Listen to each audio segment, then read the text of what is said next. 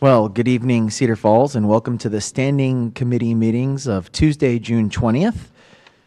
I will now call this meeting to order with a roll call from Madam Clerk. Schultz. Here. DeBoer. Here. Cruz. Here. Harding. Here. Ganfield. Here. Sayers. Here. Dunn. Here. All members present. Thank you. We're going to start with Committee of the Whole tonight, and we have a Youth Commission presentation by Mr. Hersman and Mayor Rob Green. So welcome to the podium. Come on up.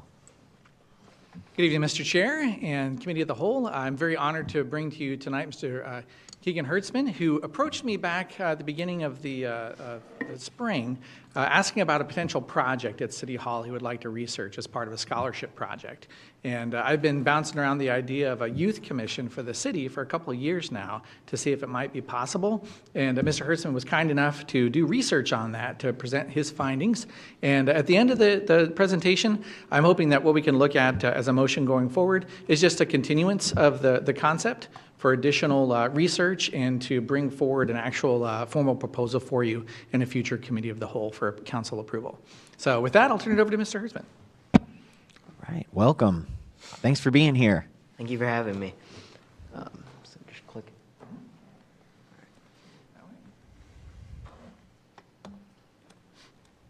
Have to wait for the slides to show on the screen. So that's my presentation. Oh. Yours must not be loaded. We're waiting on the slides on I TV. don't have a presentation for this one. Okay. Well, It was in the council packet. Would you like the copy? Sure. Let's go ahead and do that. Thank you. I don't know more to it than in the meantime, your suit is very nice. Yeah. Thank you. You're looking very dapper. I like that tie. There you are. You can start with this one. All right. Want the cover page? So I'm doing this for the Herbert Hoover Uncommon Student Award. So basically, there's 15 students. We prepare projects, and then in November, we will go in front of judges, and they will decide who wins the scholarship. So for participating, you get $1,500, and for winning it, you get $10,000, so with a total of $11,500. So for mine, I reached out to Mayor Green, and we started working on a youth commission. So the benefits of a youth commission, there's the leadership aspect. I myself am a Boy Scout, and I help to lead younger people, so it is very important for me to pass that on, and so youth commissions will do that. It also helps you guys know what the youth wants, along with supporting the growth of the city, which is very important. Volunteerism is incorporated through it when they usually do projects like in other cities, which I will mention later. They do like city-wide days where they're required to show up and help and do some activity, whether it be like clearing down trees or just walking around picking up trash for the day. It also introduces people to government early on so that they're not ignorant to the government and how it works. And then youth members also gain confidence. So there are tons of them around. When I was doing my research, I went through 2 pages of Google. I have like a spreadsheet, and I go in and I put the name and what they do, how many members they have on it, how long they serve for, stuff like that. So this one in Sioux City, they work together for volunteerism. It's basically what it is. They just find ways to give back. That's all that one really does. But like the Waterloo one, they have 4 schools with their purpose is to create goals and have young people think critically to help create a better future. There was some more in here, but I guess I can just talk about the other ones. There's a state of Iowa one where they choose a couple people from each of the counties, and they will they meet once monthly on Zoom because it's a far commute to Des Moines, and then every so often, I think it's 3 months, they have meeting in Des Moines personally, where they take a week and they just go over the full plan for the next 3 months, and they basically help other people with what they need. The members represent their county, and they go and they ask for special things to from the state of Iowa. Most of them do pretty much the same thing. They're pretty basic. They just meet once a month and they do whatever they want. I mean, they ask the city, what can we do? Sometimes they just make up what they want to do, and then they ask for permission from the city council. So my recommendation would be that the city passes an ordinance to create a youth commission. I propose that this youth commission should meet at least once a month. This commission will advise the mayor and the city council on issues that affect the youth population of Cedar Falls. The end goal would to have the youth commission to collaborate with the city council and local agencies to provide community involvement and engagement with the youth of Cedar Falls. So how I would do this personally would be 2 students from each ward, because I would do 1 from junior high levels based on how our junior high is split up. I do 1 from 7th to 9th grade from one ward, or from each ward, and then another from the high school, 10th to 12th. This commission would also have to have adults. I would say 5, with 1 being appointed by the commission itself. So how they would get on it, I would say, is they would have to live in Cedar Falls and go to the high school and junior highs. And they would have to submit a application along with 2 recommendations. And then whoever the mayor appoints would go through them and pick which ones are most qualified if we have enough interest. Are there any questions? All right. Well, thank you so much for that presentation. Do we have questions from council, whether it be for the mayor or Keegan, Mr. Hertzman, or staff? I'll open it up. Sure. Mr. Chair. Yes, Councilmember Ganfield. Mr. Hersman, I guess I'd take your personal perspective. How popular do you think this idea would be? Are you hearing enough interest that we would be able to staff that size of a commission? I feel like we would be able to. I know a couple months ago when school was winding down, they were advertising the one for the state. They were advertising it in the lobby, and they had people like come and sit there, and if you wanted to go talk to them, you could. And so I think they filled that up pretty quick. They had a lot of people over at that table when I walked in. Thanks. Other questions? Yes, Councilmember Schultz. Great presentation, well done. What are your 1 or 2 really goals that you would like to see happen with this commission in the first year? I would just like to see them actually do something, like walking around and being like, oh, I've seen those people. I know one of the commissions, they have like T-shirts that they wear so people can recognize them when they're out doing something. So like maybe something like that where they can be seen actually like picking up trash by the high school or wherever it may be. And then I haven't really thought of all the possible project ideas, but I'm sure you guys could help come up with some project ideas. But that's pretty much what I see. All right, thank you. Mr. Chair? Councilmember Dunn. Great job, especially rolling with things that aren't working technically. That you did a great job. My question is do you have any ideas of how we would pick, how the adults who would be with the prospective commission, how would those be chosen? Or do you know how other places have chosen the adults? So one, I would say, needs to be appointed by the commission. And then I would leave it up to the mayor if he wants. I know one should be appointed by the mayor, but then the rest, maybe they could work together if like we have applications for that or something, however we want to do that. That's how I would do it. Awesome, thank you. Mr. Chairman. Yes, Councilmember Sires. Mr. Keegan, what troop are you in? 500. And where do they meet?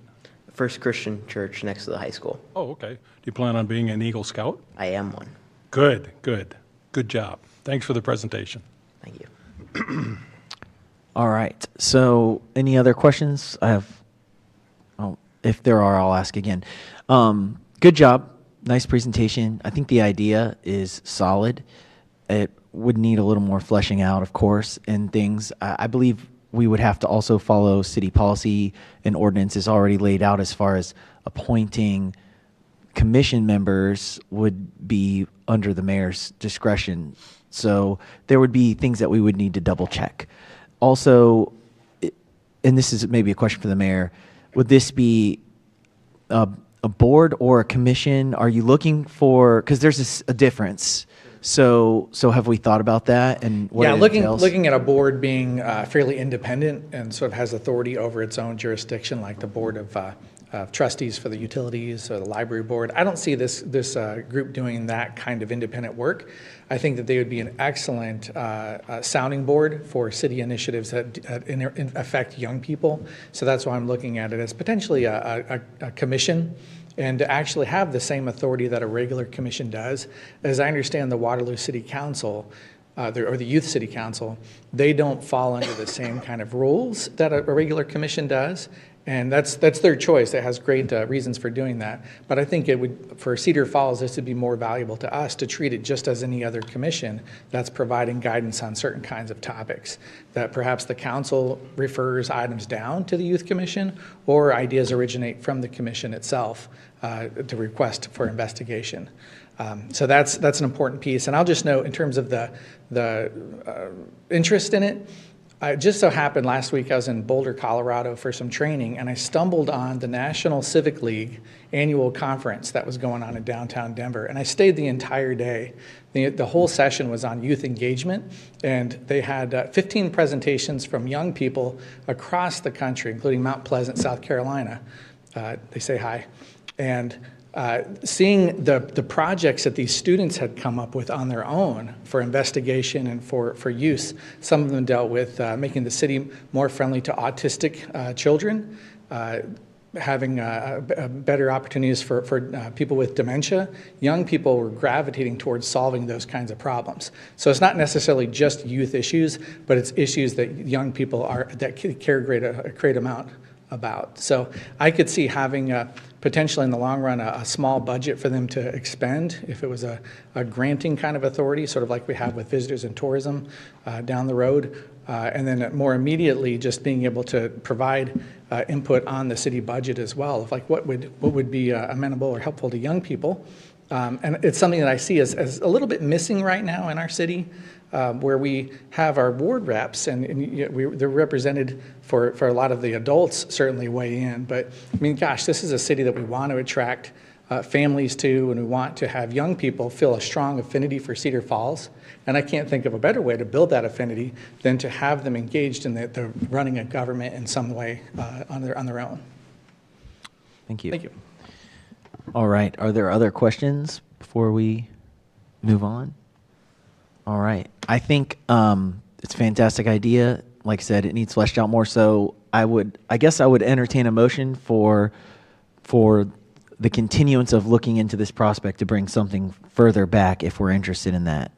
I'd make a motion for continuance. All right. So it's been motioned and seconded, and I'll open it up for the public real quick, just in case we have anyone, since we're in a motion. Don't all rush to the podium at once. All right. All right. Any last comments from council before we make a vote on this? Mr. Chair, just for Yes. clarification, Go ahead. what is this research going to look like? What's the further conversation going to look like? Is it going to look like staff putting hours into putting something before us, or potentially formation of a task force to flesh this out further? That is a good question, and I guess my thought would be to leave it up to the mayor and Mr. Keegan Hertzman, because they brought it to us, so they could work with staff and bring back something that's a little bit more fleshed out that we could then continue to move on? Certainly. We'd be comfortable with continuing the work to refine it a bit. Probably the big question for staff is going to be what's the staff time involved once there is a commission? And that's probably my big question too. How do we manage the need, because they would be open meetings and running minutes, things like that. So that's probably the one hang up on this, is finding the bandwidth to have this kind of engagement, which I think is very valuable, but again, there's an expense to it. But that would be something that you two could continue to look into and talk with staff about. Is Correct. that enough direction? We don't need to be more specific than that? Certainly, and we'll consult with staff as well, but it won't be Okay. their staff time. I'll just run it by Ron to see what he thinks of some of the information we're bringing up. Mr. Chair? Yes. My Councilmember thoughts Ridley. are also that, just starting the conversation, I wholeheartedly appreciate youth interest in government, especially local government. I mean, when I'm trying to keep myself talked up, I tell myself that's what's going to save us, is your generation. So even if it doesn't move forward and we don't have something in place, I don't think we would have anything in place by this next fall, but I think it's great that we even started the conversation. I mean, this body is, I'm just saying, that even if something doesn't happen in 2023, I think it's a great thing to start with, and a conversation that can roll forward, into next year, or whatever this council or we decide is fine. But I love that we started the conversation. All right, so do we have enough clarity to vote, or do we have more questions? All right, so the motion on the table is to allow the mayor and Mr. Keegan Hertzman to continue on with the research and bring something forward a little more fleshed out in working with staff to another committee meeting. All in favor, say aye. Aye. Opposed? All right. It looks like that passes. So we look forward to further research ideas and working with the mayor to bring forward something more specific. Okay? Thank you. We are going to move on now to the second part of the Committee of the Whole, which deals with the longevity of board and commission members. And we have City Attorney Kevin Rogers here for a presentation. Good evening, committee members. I really appreciate the opportunity to follow up after a well-spoken, very composed Eagle Scout. But it's sort of a timely subject after that presentation, because we're talking about boards and commissions and memberships on those. And so just to remind the committee, the referral is for consideration of an ordinance regarding longevity of members on boards and commissions.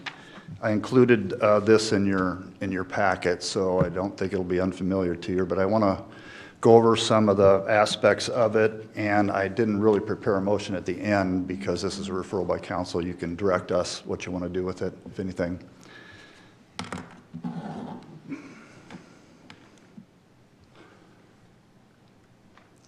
There are currently no ordinances governing longevity. I should right now make a distinction here. So every board or commission member has a term, and that's 3, 4, 5 years.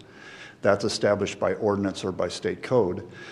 We're not talking about that. What we're talking about is number of those terms. And so I want to make that distinction for you. There are no state law provisions that talk about that say board and commission members for cities must serve or may serve so many terms. What surprised me, and I want to shout out to Grayson Rowlett, who's working for us this summer. He's back there in the blue. He was our intern, now he's doing some part-time work. He researched other cities and what they're doing. One of the things that he found that surprised me is that several cities impose term limits.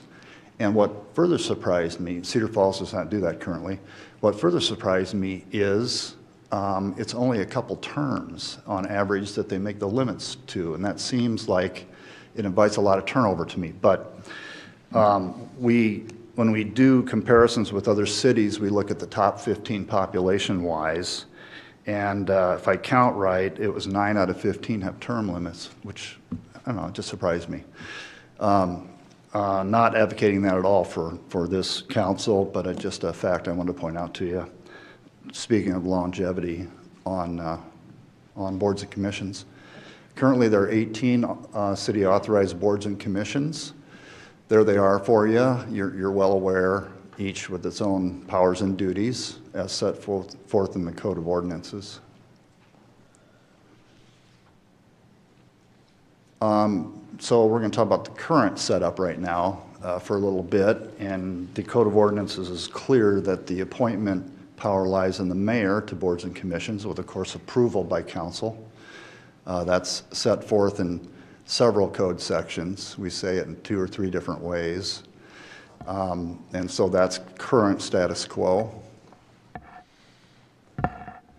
And closely related to that is reappointment, and that is also at the discretion of the mayor, again with approval of council for reappointment. So as Cedar Falls has it set up, according to cases the Supreme Court has looked at on who has authority, as we have it set up under this Waddell case, the mayor is the appointing authority for city boards and commissions. Council's power of approval does not make it the appointing authority, it's the mayor. And the reason I'm pointing that out, it's important for this aspect. The confirming body under the Lapidus case does not in any sense choose the appointee. I'll come back to that in a minute because it kind of gets important when we talk about what can the council do under the current arrangement. As I said before, state law does allow municipalities to impose term limits for boards and commissions.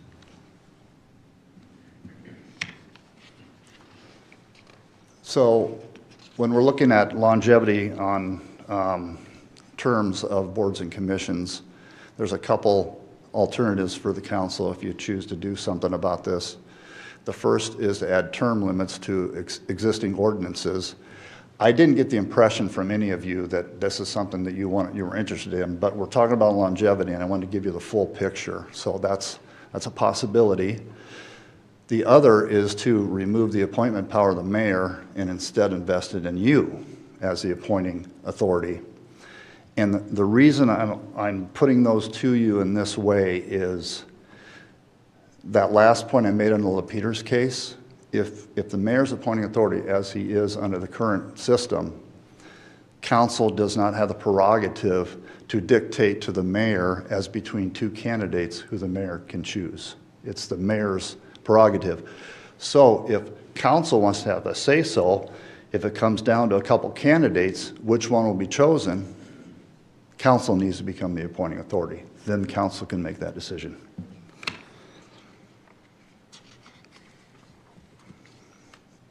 So option 1 is pretty straightforward. I'm not going to spend much time on this because, again, I didn't get the impression council is very interested in this. But you could keep the ordinances in place, but sort of a blanket or individual to board and commission term limits, maximum of 2, 3 terms, and then you're off.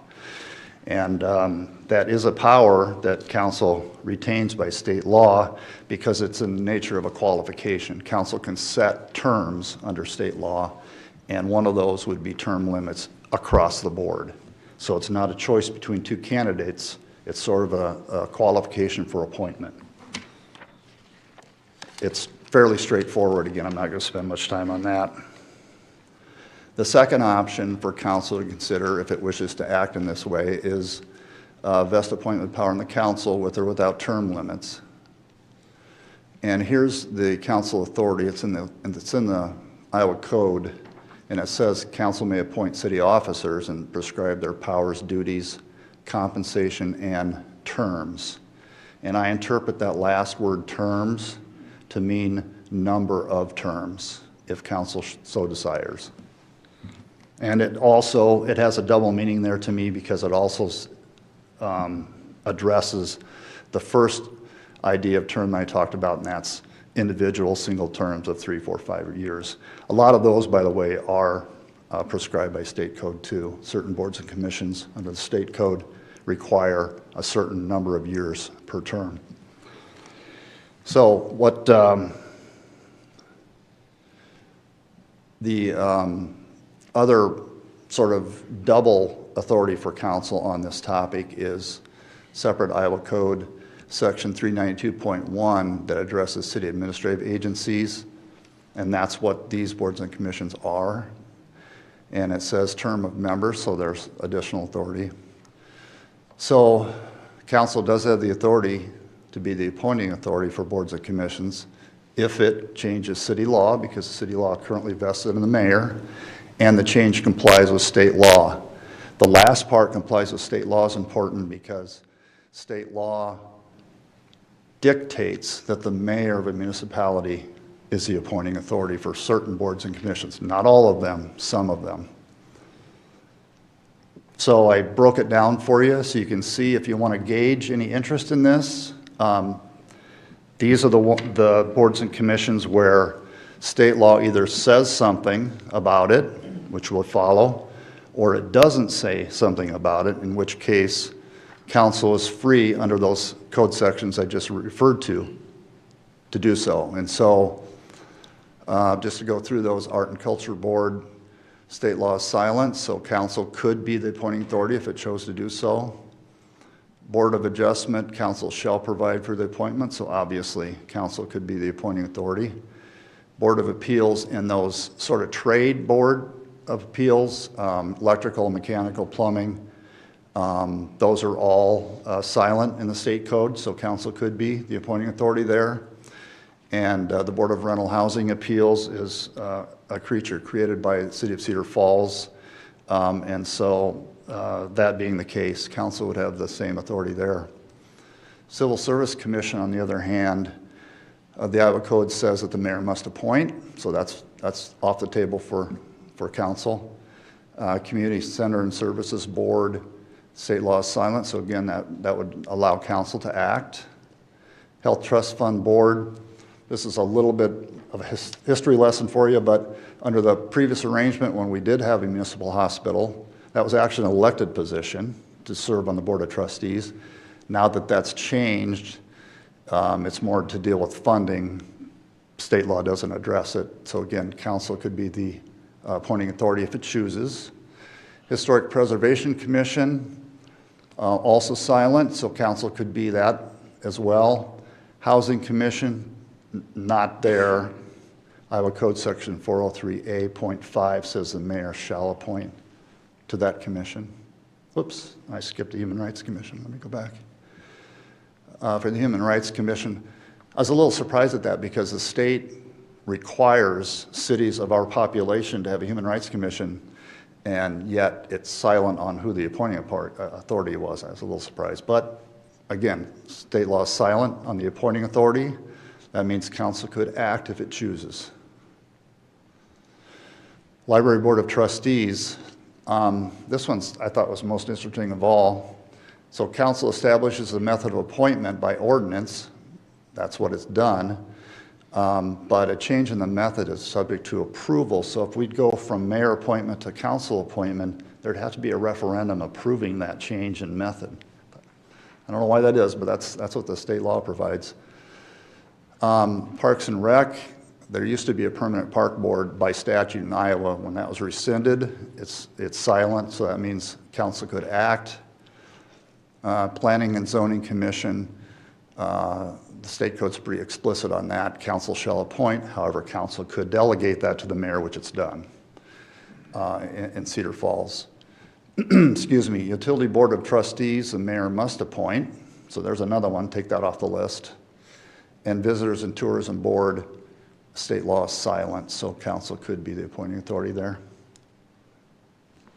So option one, so this is retain appointment power in the mayor, but term limits, you could potentially lose institutional and subject matter expertise by folks serving for more than 2 terms.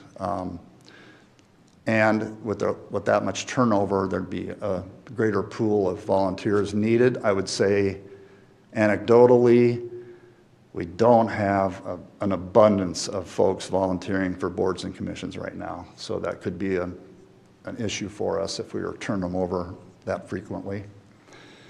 For option 2, if you have some appointed by the mayor, some appointed by council, We wouldn't have a consistent approach with the boards and commissions, so we'd have to have a two-track system for identifying and getting those folks appointed. And then administratively, how would council do that exactly? Administratively, how does council seek applicants, process applicants, vet the applicants? Who makes the appointment? This is all in an open meeting or a committee. Not saying it's not doable. It is doable. In fact, there are some cities that do it. There none in the mayor-council form of government do it, but other forms of government they do. You've got open meetings challenges and, of course, staffing needs for doing that.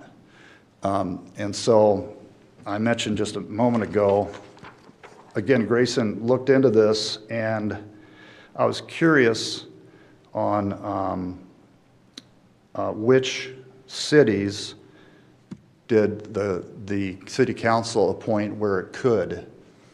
And in the top 15 by population, with a mayor council form of government, the answer is none. All of them are mayor appointed, which I was a little surprised at that as well, because now, and the reason I point that out is different forms of government are set up a little differently, so that interaction between mayor and council is a little different. But if you're comparing apples to apples, all of the mayor council form of governments in the top 15, the mayor does the appointing. There are two exceptions there. I wanted to point out, in Urbandale and Marion, the mayor appoints all except for the Planning and Zoning Commission, which the council appoints. I don't know why, but there's two exceptions to that. And in those two exceptions, it was only the Planning and Zoning Commission.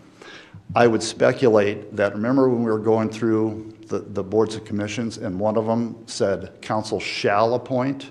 I think they took that literally and didn't think they could delegate that to the mayor. I disagree with that, but that might be their outlook because of that very direct language about appointment. But as with anything, I think council's free to delegate, which it has in Cedar Falls.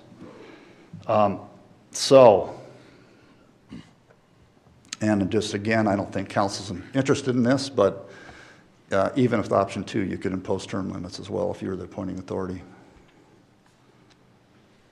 So I'm back to the referral, and I didn't ask for a motion again because I would just want to throw it up for discussion. If council has any interest in looking at this, you could make a referral to look into it further, develop ordinance changes. If council decides to go down that road, I'd recommend another committee meeting because there'd be a lot of ordinance changes. I just want you to make sure your arms are around before we got to regular meeting for approval. All right. So that's what I have. Thank you. I'm going to say something before we open it up.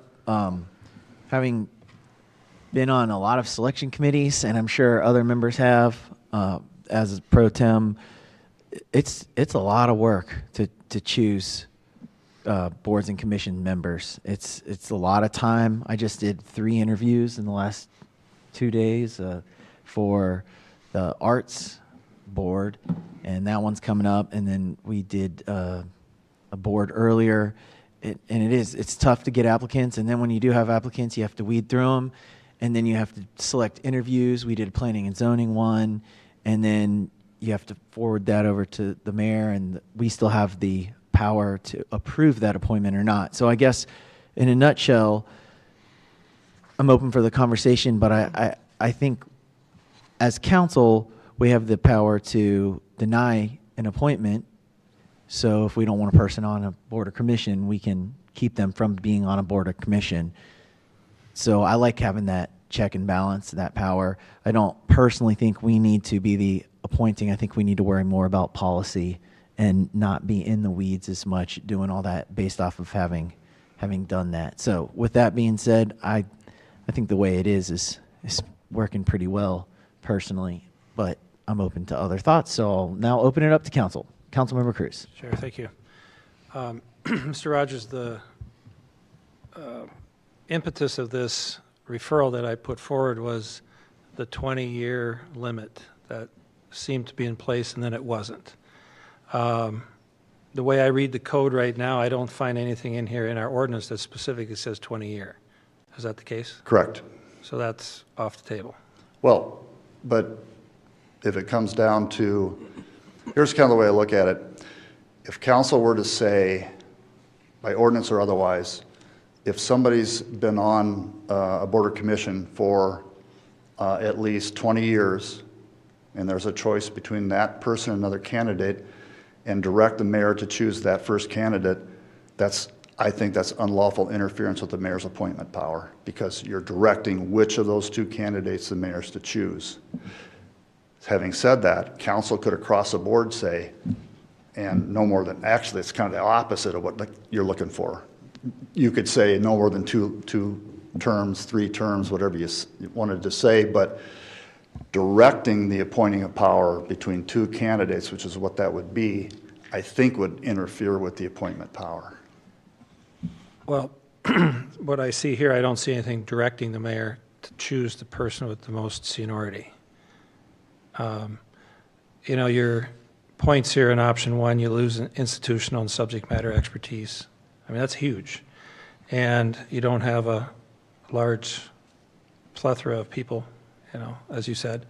So if there's nothing needed to be done in regards to the 20-year limit, then nothing needs to be done, as far as I can see. And somebody, So, point of clarification, possibly, the 20-year limit is not an ordinance, but was rather a mayoral policy that Mayor Green had started to try to make sure we don't have. And I'm not saying I'm for it or against it. I'm just saying that the mayor has that power, essentially, to dictate that policy and say, after 20 years, I'm not going to reappoint. That's within the way I read the rules and the ordinances, it's within his right to do that, although it's not an ordinance. So I guess that's where it's kind of in a weird spot. Let me let the mayor. Sure. I should jump in, clarify and some then, points here for and then you. Councilmember DeBurr, you can speak.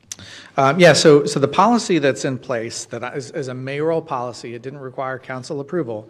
It falls completely under my authority as the mayor to decide who I bring forward to the council as an appointment. The council, by consent, agrees with that appointment or not. And so I've spelled out a process that's 4 pages long. I tried to keep it fairly brief. There was not a policy in place before that described how the process works. I feel like what's in place now is far more transparent and predictable than anything that was present in the past. In that policy, I list what I see as the nominating process, including having council involved in the selection panels, to try to make it as much of a meritocracy as possible. So more closely aligned with the Civil Service Commission than the mayor saying, okay, here's somebody I know, I'm going to bring them forward. I feel like typically I don't know the people who are being brought forward, which is fantastic. It's folks in the community that then I have a chance to interview at the end to make sure that the hard work that you've done as council members is recognized in vetting those candidates. So where it says in here that 20-year service point is completely my policy. The next mayor may decide to scrap this entirely and go with an entirely different approach. In that it says 20-year service consideration. Once a board or commission member has served on a single board for 20 continuous years, that member shall not normally be reappointed by the mayor for an additional term, except in very unusual circumstances. So I've left that open, and I certainly don't support term limits, because there are cases where we have a really tough time finding somebody who's willing to continue to serve. The Health Trust Fund Board has been a great example of that. So there's someone who's going to be due up I believe in a year, and that person is going to get, or if it's during my term, or toward the end of this year, if that person is up, I'm going to reappoint that person because I can't find a replacement very easily. Whereas with Planning and Zoning Commission, it took a little while, but we had outstanding candidates coming forward. And I wouldn't want the board, as much as I appreciate corporate knowledge, I don't want the board to be dependent on any 1 or 2 people for all the institutional knowledge. And that's just my personal policy. And I'll just note for one thing on the appointment authority, where I tie back to on this is with this is American Government 101, and looking at the Federalist of Alexander Hamilton, no less, talks about appointment authority. And he says, I proceed to lay it down as a rule that one man of discernment is better fitted to analyze and estimate the particular qualities adapted to certain offices than a body of men equal or perhaps of even superior discernment. The sole and undivided responsibility of one person will naturally beget a livelier sense of duty and a more exact regard to reputation. He will, on this account, feel himself under stronger obligations and be more interested to investigate with care the qualities requisite to the stations to be filled, and to prefer with impartiality the persons who have the fairest pretensions to them. Or in other words, the mayor has, like, it's my reputation on the line for who gets appointed. And I certainly see these appointments as my appointments. And I'm going to use the litmus test and the qualities and the character very clearly spelled out to say who I believe should be on the commission or board. And you as the council absolutely have the authority to say, no, we don't like this person, we're going to vote them down. But then I go back to my second choice and my third choice. And I think that that's how American government is set up. It's extremely good as a system. And I would ask that we not try to make any changes to that. Thank you. All right, Councilmember DeBurr, did you have a question about the term limit and stuff? The council as a body outweighs, I guess, the policy of the mayor. And if the council as a body has said that they don't want term limits, doesn't it seem like it's contrary then for the mayor's policy to say that I have a 20-year max? Which he just said he doesn't necessarily have to impose it depending on the applicants, but it seems like it shouldn't be in there at all if we are not stating we want a term policy. Yeah, I think that's true in a lot of matters, but when the state code specifically says the mayor shall, in those cases. In those, yep, there's only like 4 of those. Right, but and that's why I said if council wants to dictate that more, council has every right, if it wishes, to change the ordinance and become the appointing authority. Then council can, in its own practice, say, you know what, 20 years is great to us, 30 years is better, and that's what we're going to do as compared to a less experienced candidate, totally within council's authority as appointing authority under that scenario, and the mayor couldn't interfere with that choice. It goes both ways. But as we're set up now, I do not believe council would have the authority to dictate the appointment. Let me take, I'm a lawyer, I have to think about the crazy scenarios. So you've got a 20-year veteran on a board or commission, and a person comes along who literally wrote the book on zoning, and they want to be on the Planning and Zoning Commission. It might be a wise appointment for the mayor to say, thank you for your service all those years, but this person wrote the book. I want that person on the commission. So kind of tying the hands is the problem there, I guess. So real quick, would it be open to, the mayor has appointment authority anyway, so could we just request that the mayor remove the 20-year thing and say that, I'm not sure if he would, and say that the mayor has the, he has the jurisdiction to appoint or reappoint. So he didn't even have to have the 20-year thing in there because he could choose to not reappoint after 12 years or 30 years. It's almost moot anyway because he says in certain circumstances he can continue to reappoint. So again, we find ourselves at the avenue of semantics and semantics in a lot of ways. So I guess, is that what we're here, right, about the 20-year thing, right? Right, because it doesn't look so good when we say, no, you can't stay on because you're at 20 years, but then the next one comes up 3 months later and says, well, we don't have any other applicants, so you got 24 years, so you can stay. Right, and that's on me. That's not on the council. That's on me as my decision. And I would also note, too, I'm not looking either to have anybody removed from office or have them not reappointed if they're within that 20-year point. I also state in my policy that members on boards and commissions, as long as they're carrying out their duties and they're attending and they're participating, it's an automatic reappointment. And that's the kind of, it's like a double side of saying, yes, I do want that stability through that time. You can be guaranteed you're going to stay on up until you reach that 20-year point. And then it's up to the needs of the city of whether we stay on. That's contrary to what Kevin just said.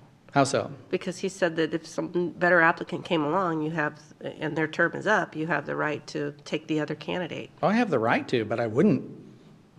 I think we're confusing what's a requirement on the mayor and what's a prerogative of the mayor's discretion.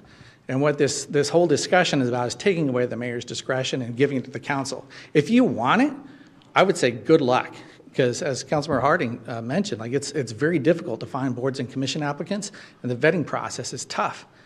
I don't think you want that authority. Mr. Chair. Yes, Councilmember Cruz, and then Mr. Mayor, with due respect, I think the council in some cases would like to have the authority. I've seen cases where, particularly planning and zoning, they have very high level quality individual with great background, and it wasn't chosen. And I have a concern there. To Mr. Rogers, your point, when somebody comes up and then there's a conflict with somebody who really wants to be on there, planning and zoning or others, there's multiple spots staggered out through the year. It would be easy to say, you know, I love your enthusiasm and background. We have an individual here that's got great expertise locally. Let's pause the second person to the next opening. I mean, that would be, in my mind, the thing that I would ask for as a council person. Yeah, we touched upon the if you want to comment on that at all, but. I would say this to your point. Council can make it clear to the mayor its view on the value of experience on a board and commission. That might inform the mayor when the mayor brings somebody forward that newbie versus experience may not pass muster with this council because the council could exert its influence in the approval process. Mm-hmm. It gets a little political, let's be honest about that. But well, that's what you were saying here. The council can handle appointments administratively, and there's other forms of government that have done it. Yes. I'd be curious. I'd like to really see that. I want to have another meeting on that and flesh that out. To me, there's two parts to this, and originally the concern was the 20-year, and that's what I brought forward. And I appreciate you expanding upon this because it's very helpful. So I do want to see that, and if I have to make a motion to do that, I will. But the other aspect that's not touched upon here is removal of a member from a board or commission before the end of their term. Is that just a majority council vote? There's nothing in here that says this. Right. So removal is a slightly different subject, and so board and commission members are officers of the city, and removal would fit under our removal ordinance for cause before the end of their term. It's a for cause standard. So that's a slightly different than end of term and reappointment. We addressed that, and that was up on the board. That's at the discretion of the mayor. So those are two different. Can you get? Yes, and the person is entitled to a hearing and before the council. Lots of due process there. So is there something in our code that you could point to describe or for the layperson, the for cause and the process, that sort of thing? State code? I wish city ordinances, I wish I could cite it. I want to say 2-294. Don't hold me to that. Well, but get that information out to the council would be good. Yeah, absolutely, I will. So it's for cause. Then what defines for cause? That is the $64,000 question. Yeah. It's a pretty high standard. What if you had a situation where the council decides to go in a different direction? That's not for cause. Well, okay, well, I'll look at that further, but if there's a change in mayor, change in council members, and the direction that the city wants to go is different than the person that's in that position who has the old point of view, right, conflicts with the new point of view, that's a cause. No, not under the law. But so the remedy for council at that point would be to ride that term the rest of the way out and not reappoint. Okay. What if there's no term? There is a term on every commission and board. Yeah, all of them have a term. Mr. That's what Chair. makes them officers. All right, I'm going to move over to Councilmember Ganfield.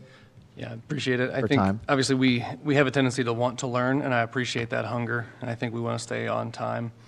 A couple of questions I would have for you, Mr. Rogers. You referenced earlier the confirming body does not in any, for your case with Lapeters, does not in any sense choose the appointee. If we put the appointing power before this council, how are they not then the choosing body and the appointing body? Is there a conflict there? What would be the risk?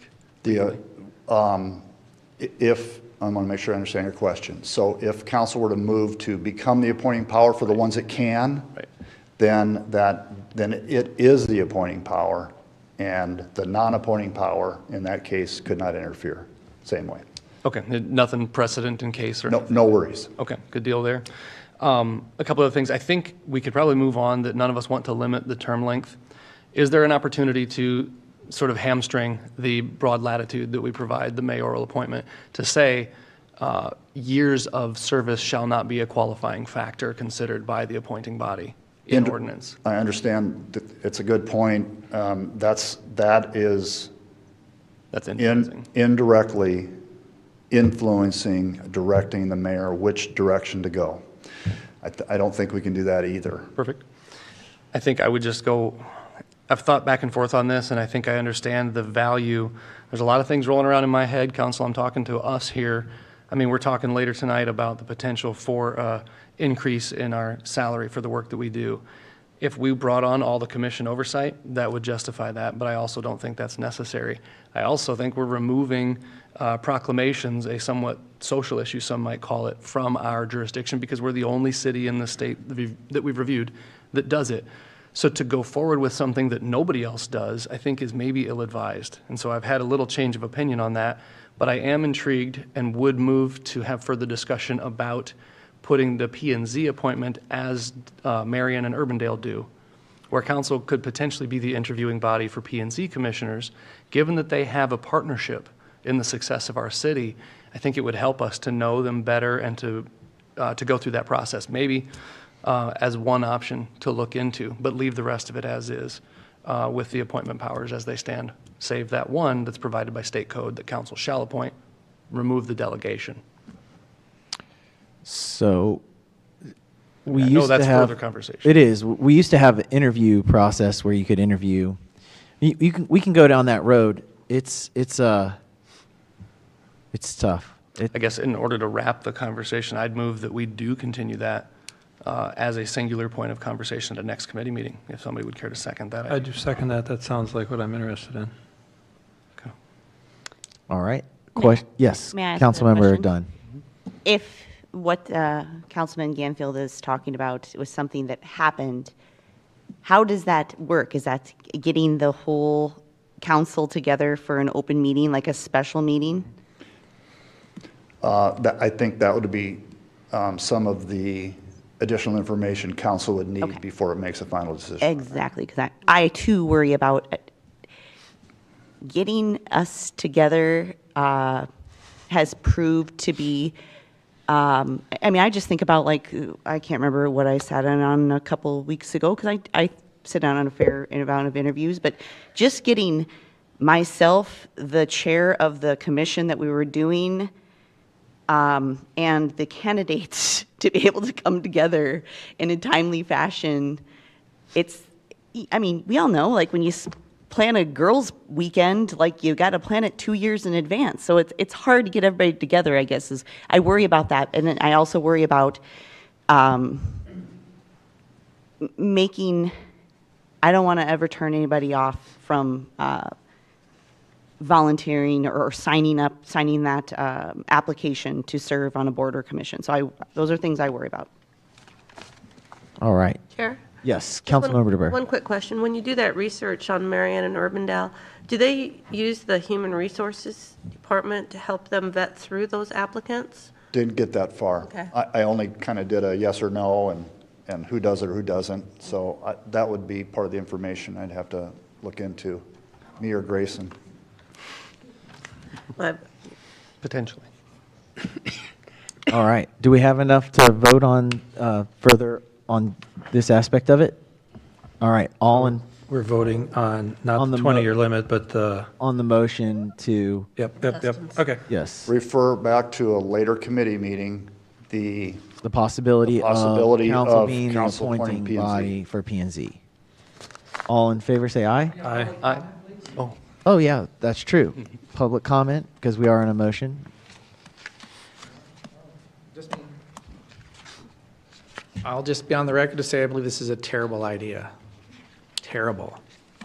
And it's because of the extra work that it's going to throw onto you.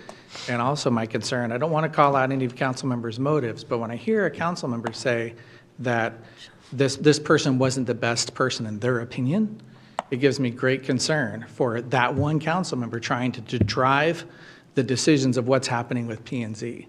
And that's the entire point of having a mayor, is to isolate politically some of those councilor types of intrigues. That's all I've got. All right. Mr. Chairman, Yes, sir. I have one short thing to say. Stars. I believe that it's always been one of the spoils of the mayor's office to appoint the boards and commissions. I think that's what makes the role of the mayor so important. And to go ahead and try and short circuit that on one thing, and I see our city attorney standing up like he likes to do, but he's not within arm's length, so I know he's not going to hit me. But anyway, I just believe that is so much part of the mayor's job, and that's all I have to say on that. I would never change it for anything. I agree with Councilmember Sires. I think that's one of the biggest powers the mayor has, and it's a check and balance, and we have the ability to say no. So it's a vital thing for the mayor, and I want to keep it that way as well. Attorney Rogers, before you have. I only got up to take notes. Oh. All right. Well, I think we're at a point where we have enough information, and we've had public comments. So all in favor, say aye. aye. Opposed, say nay. Nay. Can we get a show Show of of hands, hands for aye. 3 opposed. 4. So the motion fails, and we will not look at that.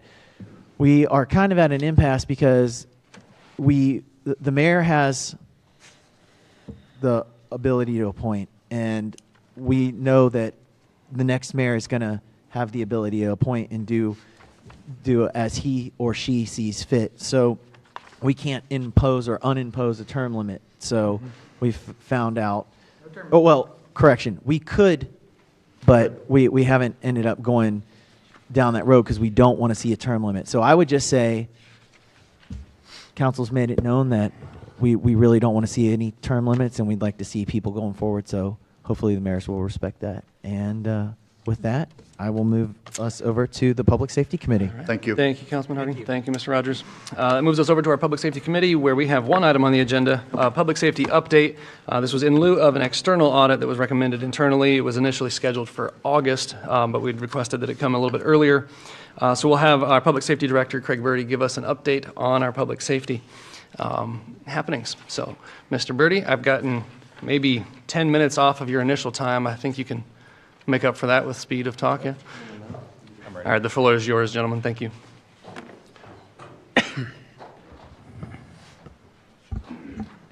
Give us a second here to get settled. So.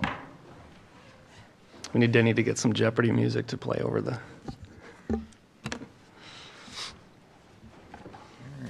If he came through in a pinch, that would be so impressive, wouldn't it? Just start hearing it. All right. All right, well, good evening, council. As you can see here, Chief Howard, Chief Zlondek, myself, we're going to present information, really on our mission, kind of review our strategic plan. Everybody has a copy of the strategic plan in front of them, and if anybody in the public needs one, I just set a stack up here to my right at the podium. Just to review our mission, we provide 24-hour police and fire protection for the citizens of Cedar Falls. We provide fire protection also in the townships to the west and to the north of Cedar Falls. We provide an EMT service, supports Mercy One paramedics on some of the emergent calls. And Mercy One has been our 911 paramedic service since 1982. We're not in the we're not in the dispatch business, and we're not in the jail business. All right.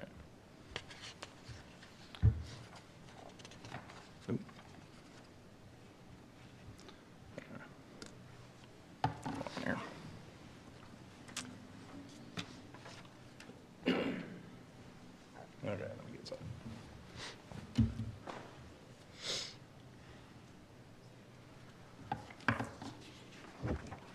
Okay.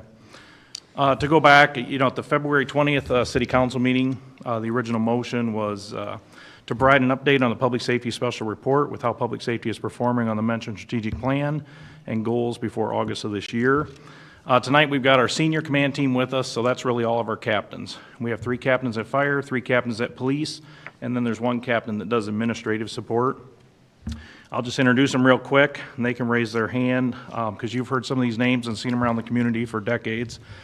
Captain Jeff Herenstein, Captain Jeff Sitzman, Captain Tim Smith, Captain Kelly Yates. Captain Shay McNamara is not here tonight. We brought his stunt double is here, Lieutenant Zach Ladaghi, and then there's Captain Brooke Hewer. And they represent all the shifts in our organization. There is 1 captain missing because when John Zalondak got promoted to chief, we have a vacancy on Red Shift Fire, so we'll have a future public safety captain promotion there. I did a little math this morning, and just between the 10 of us sitting here, it was about 232 years of experience. The majority of that experience is police, so a weakness of ours is the institutional knowledge on fire. There's more police experience here than there is fire experience. About half of us are new to our positions, but several of us served in acting positions throughout for some time. I did, Chief Howard did, Chief Zalondak, Captain Hewer. There's been others that have served as actings. This is an outstanding leadership team, educated leadership team. They enforce high standards, and really the chiefs and I are lucky to have them as our senior command staff. And then immediately below this group, we have 12 lieutenants spread between the police and fire divisions. And then I'll turn it over to chiefs here to start going over a little activity. So I don't want to sit here and just cover all these stats for you. What I want to do, you can see the stats up there. What I want to do is talk about the things that aren't up there. What a lot of what our people do don't get assigned an incident number. And so what I'm talking about is on the police side, all the business checks that go on every night, every afternoon, the bar checks, the communication with our partners such as the schools. These things happen all the time during shifts that don't get logged. So you're seeing close to 20,000 actual logged calls, not to mention probably twice as much civil service type work, what I call the guardianship, which I'll cover more later, of what our officers do all day long, all night long.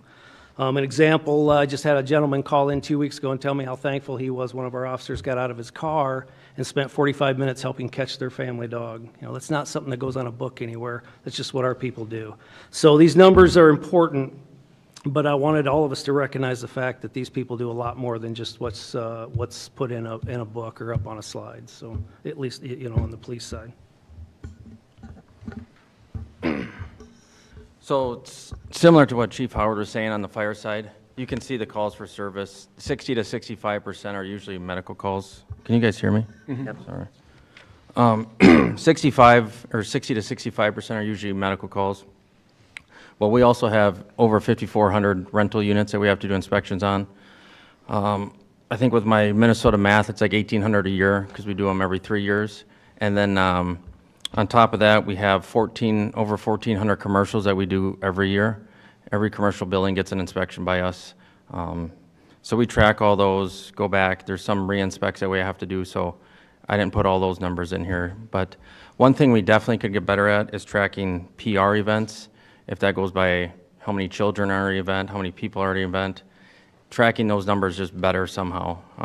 We have an event, and like the open house, we estimated by how many hot dogs are gone, which I feel like is not a very scientific way to track. But we also have a bunch of Section 8s we do, construction inspections. So that just kind of covers some of the other stuff you don't see in the calls for service. All right, a little bit about our department personnel. I'm just going to use the number 75. So we had operated with a number of 74 for several years. The council, you authorized us to go to 75 starting this next budget year here in a week or two. And so if we have 75 personnel, we have 26 assigned to fire. That's 24 on the 3 24-hour shifts, plus a fire inspector in chief for a total of 26. The balance of our personnel are assigned to the police division. So even though it says 49 on this slide, really it's 40-some working in the police division, but you always have people in training, medical leave, pregnancies, military leave, injuries, retirements, things like that. You know, probably our biggest priority, our biggest concern, and I think any police and fire department would probably say this, would be staffing. Recruitment, hiring is a challenge. Maintaining our staff is a challenge. Really, the goal for really everybody sitting here tonight is we want to get our staffing to where we're operating around that 74 or 75 number. Because right now, you know, we're really down 6 or 7 right now, and that's how we normally operate, probably 5 to 10% down. So a goal of ours is to work that number up. But we know that it's dollars and it's budget driven, so that's a continual theme you'll probably continually hear from me. So the challenge of recruiting and hiring, it's not unique to us. It's going on all over the nation, more so in the police than in the fire, but it's also in the fire industry. Everybody's having trouble getting people. One of the new things that's emerged across the country, and especially in Iowa now, is hiring bonuses for certified officers, just hiring bonuses. So the norm is starting to get that officers can get $5,000, $10,000, $15,000 just to hop around to different departments. And I think long-term, that's not going to be healthy because you're going to have people moving around chasing the money and maybe not, you know, committed to the organization. So that's fairly new. It's starting to show up in all the big cities in Iowa. The training time for a police officer is about 10 months. That's the same all across the state. You can train up a firefighter to the level where they can serve on a fire truck a lot quicker. So our training time is always around 10 months for any employee. So I think that's it for staffing. And if you guys have any questions as we go along, please interrupt. You know, we're planning on questions at the end, but if you, anything along the way, please interrupt us. Mr. Birdie? Yes. On those signing bonuses, are they typically one-time payout or are they timed? So if it's a $5,000 bonus, is it $1,000 for sign-on, another $1,000 at 6 months, and et cetera? They're fairly new, and I would say probably the norm is there's a certain amount when you sign on, a certain amount after 1 year, and maybe the rest after 2 years. Surprisingly, they don't require you to stay very long to get your bonus. A lot of them you could go get $10,000, $15,000, be somewhere 2 years, and sign right up for the next one. Yeah. A current example would be Marion. You get $7,500 to sign on, and then another $7,500 once you're out of FTO, so 3 months. Oh. Yeah. And if you had asked, I don't think there was really signing bonuses. I would say 2-3 years ago they were non-existent in Iowa, or they were pretty rare. So. Our special report that we did, we worked on it in the fall of 2020 and into the spring of 2021. Our command team at the time worked on it with Director Olson, Chief Boswick and I, support services, captains, lieutenants, people from all over the department. And really, we outlined 7 main goals and objectives. If you'd look at a strategic plan of other police departments or other fire departments, it's structured very similar. And we're making significant progress on those goals. We're not the same organization we were when we wrote that strategic report 2-3 years ago. And so if you look through it, and you look through it closely, you'll see some things in there that for some of us sitting here, it's just kind of funny because we've done that, we're 2-3 years past it, but it's still in there as a goal because of course it was written a few years ago. All right. And the goals, broken down pretty simply, they're staffing, department practices, training, facilities, equipment and vehicles, community engagement, officer well-being. The chiefs and I are going to present information on those 7 goals. These guys are the subject matter experts, and the people sitting behind us are even more specific subject matter experts. So if you have questions, please ask them. I'll just cover the first one. When you talk about staffing, we covered it a little bit, but just kind of a recap, all of our employees are cross-trained. So since 2016, everybody we hire is trained to the firefighter 1 level at a minimum, and they are peace officers through the Iowa Law Enforcement Academy. Currently, as we sit here today, 73 of 75 people are cross-trained. We don't actually have 75, but that's just the number I'm going to use. All but 2 are cross-trained. If we had been given this presentation 2 months ago, that number would have been 71. We had 2 people who just chose to cross-train. We have a fire captain who's almost a 20-year employee. He's at the Iowa Law Enforcement Academy right now.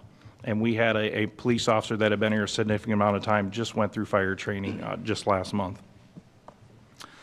You know, we encourage leadership training, succession planning. One of our goals, a place that we have a lot of work to do, is our paid on-call fire program and our paid on-call and reserve police program. On the police department, we currently have 10 reservists, and so this fall we're going to test and add more police reservists, and they're really critical in working those 5Ks and 10Ks every Saturday morning. They help every weekend at the bars and for special events. We couldn't do what we do without our reserve force, so we want to continue to grow our police reserve force.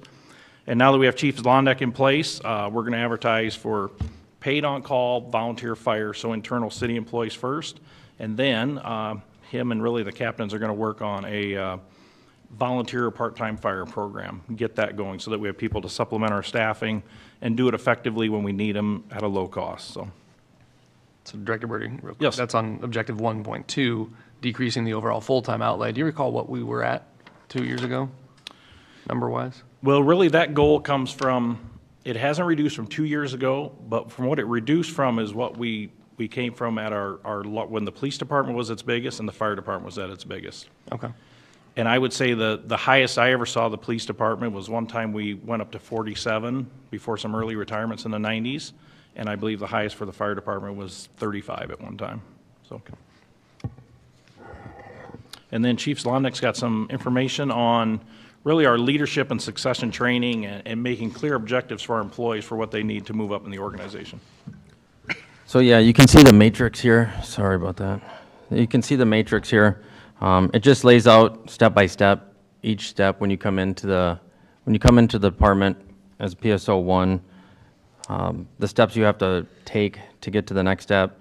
It shows you a clear path to promotion, because I get a lot of questions to me. They come into my office now, hey, what do I need to do if I want to be promoted in 3-5 years? So I tell them, so this is something that they can take in their hand and have it, hang it up on their fridge, start working towards those goals. And I try and tell them, if you want to get your bachelor's degree, start chipping away sooner than later. Take a class here, the tuition reimbursement. But this is a good tool. The mayor helped put the layout of this together, so it clearly defines everything, the physical fitness, the requirements. If you want to go to one side or the other, the requirements for fire and police. Like I said, the education requirements, the formal fire training or police training that are required for each of those positions to move up. We went through this. This isn't set in stone. We're still kind of fine-tuning some things if we want certain requirements for certain ranks still. But that's really it on this thing. I don't know if there's any questions on it. I know it's probably hard to read. And Chief Zlondek, it is a little bit hard to read, but on the field officer level, PSO 2 on the fire division, is there a PSO 1 on the fire division? That's just a typo, or is it? Nope. Fire is only PSO 2. Yep. So when you start your PSO 1, once you join the PSO program and get through the start the academy and complete it, then you're PSO 2. Okay. Thank you. Fire Chief? Yes. On your paid on-call and your volunteer, can you give us a little 30,000-foot view of what you foresee, particularly on the volunteer? So on the volunteer, I would say I get 3 to 4 calls a month on if we have a volunteer program, which I have to tell them not at this time. But that is a good step for a lot of the people that get into the fire service full time. That's where they start. They kind of get their foot in the door, see if they like it. They like it, and then on our side, it's a chance for us to see if they're a worthy employee, if they're good, if they're committed. And then when we test, hey, maybe you should test when we're testing in the fall. So we already have kind of an idea what kind of employee they may be. That's kind of how I start. It's how a lot of people start. You kind of ease into it, and it's kind of like the police. It's going to help with staffing. They're not going to be driving a truck, running a truck, but they're going to help supplement. We have special events. They can do stuff like that. They can tailboard. There's many things to do at a fire. Set up fans, hook a hydrant. So they would be on shift. They would be there for...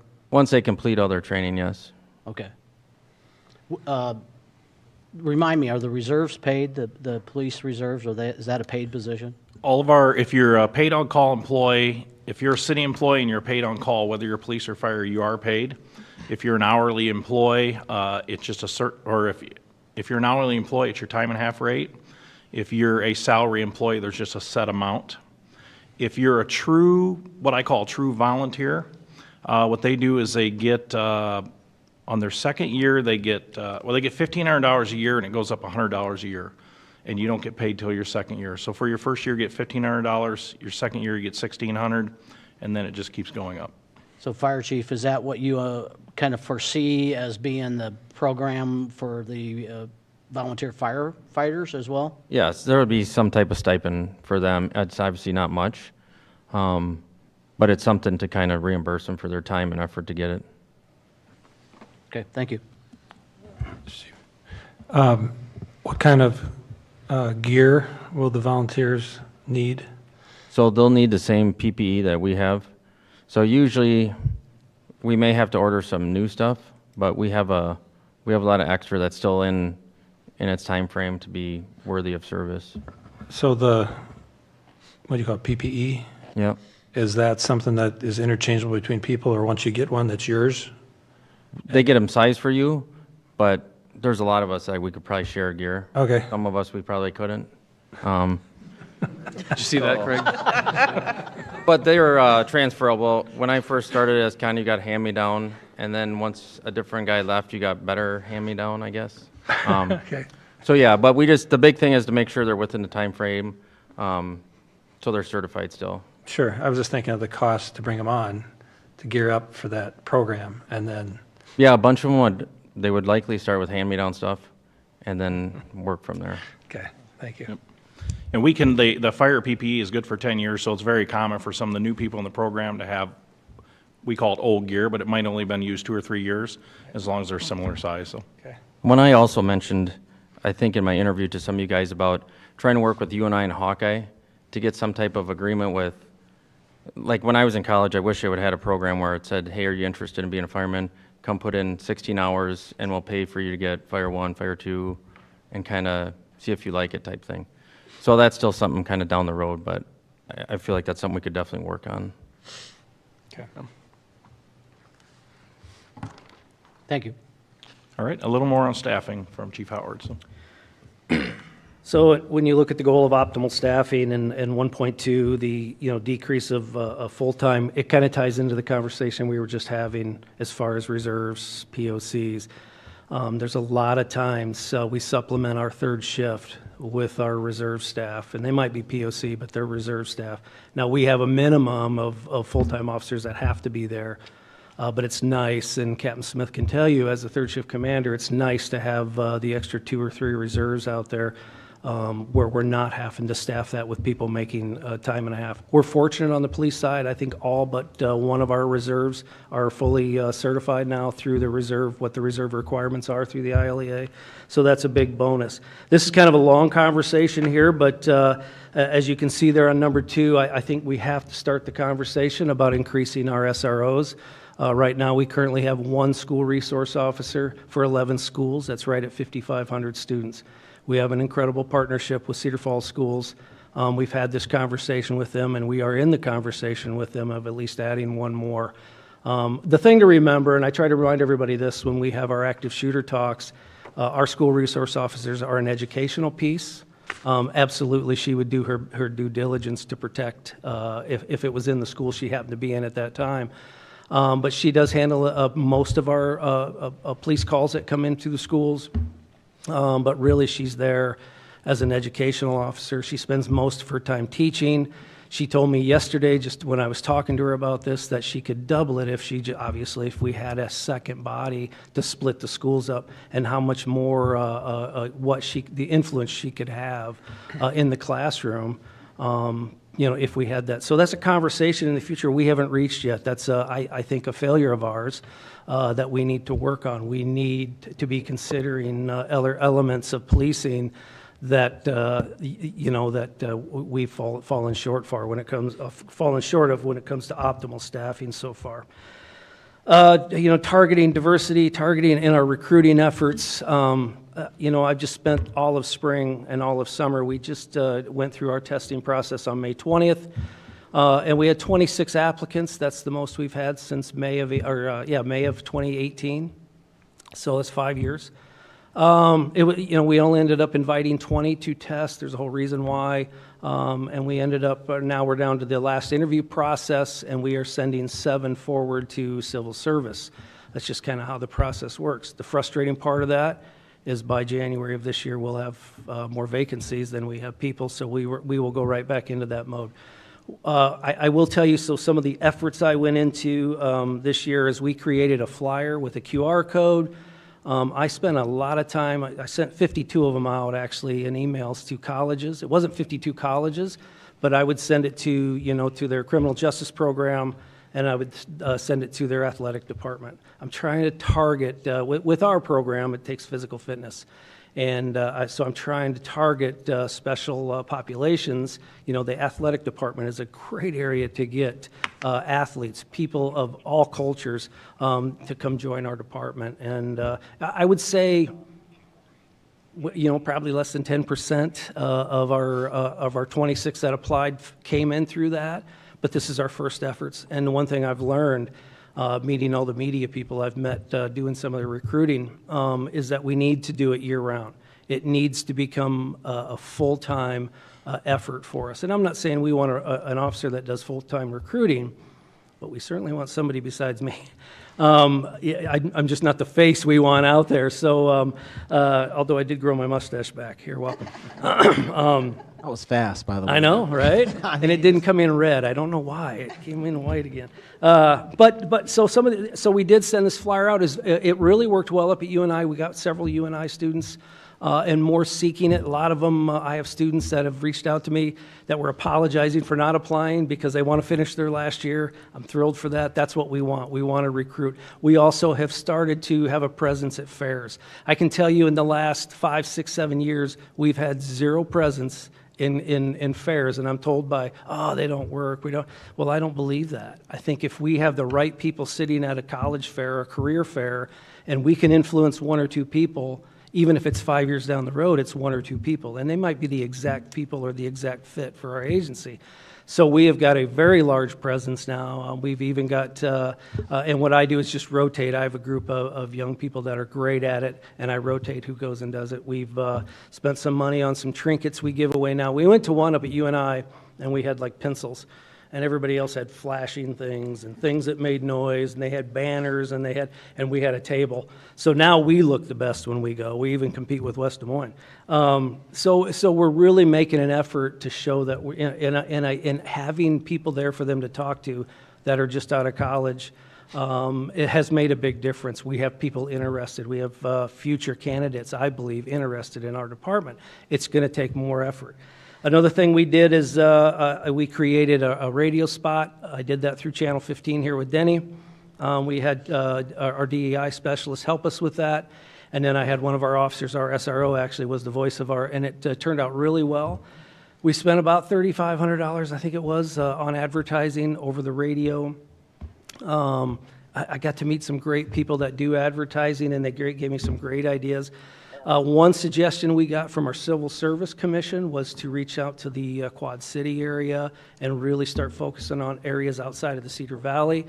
So I worked with Town Square Media out of that area, and one of the things he suggested to me was digital. So it's something we're going to focus on this next time around is have a digital presence, meaning like when they log on to Spotify, we pop up. They log on to Pandora, we pop up. All the things, YouTube, where most of the 20 to 30-year-olds are spending their time. Not that they're not on the radio. We'll continue our radio ads, but and then we spent all summer. Matter of fact, Captain Yates was in charge of it. She did a fabulous job. We redid our recruiting video. I know I sent it to y'all, but that is a big part of getting people interested. And when we go to these fairs, we have a laptop up. That is playing out, and we're really starting to see interest in our program. Even people that have gone to school for 4 years in a criminal justice program have an interest in what we offer. And they like the idea of it. I'm going to tell you, most people that get into this career want to help people. And they feel that if with our dual program, it just opens that door a little bit wider and gives them a little bit more opportunity to help people. So my hopes are that to continue the year-round recruiting and see that grow. We redid our questions for interviewing, our formal and informal questions. And the way our process goes, we start with an informal interview that's done by a panel of officers. And then we have a panel of our command staff do the final interviews. Those questions, we redid those questions through HR and through our DEI specialists to make sure we're asking appropriate questions. Another thing we did is, for the chiefs, we've always used a website called the National Minority Update. It's a public safety employment website where they post public employment openings throughout the whole country, but we've never used it for just applicants. This year we did. So I think we've made some big efforts, and I think they will pay off. I would love to say that I had 100 applicants this summer and 75 of them came from out of this area. That's just simply not true. But I see it coming in the future. I see it as long as Cedar Falls' name keeps going out there, we'll find interest in it. We have a great department. We have great leadership.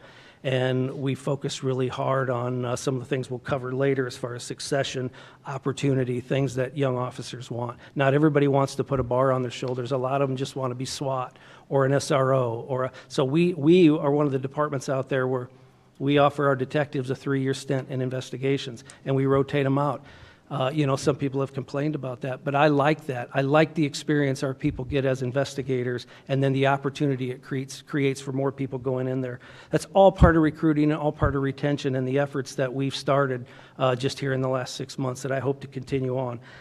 I think we're going to need to create a budget for that. I think it's got to be a yearly thing, an ongoing thing, if we're going to compete with departments that offer bonuses, we want to retain our people. And for that, what I found, it's not always money.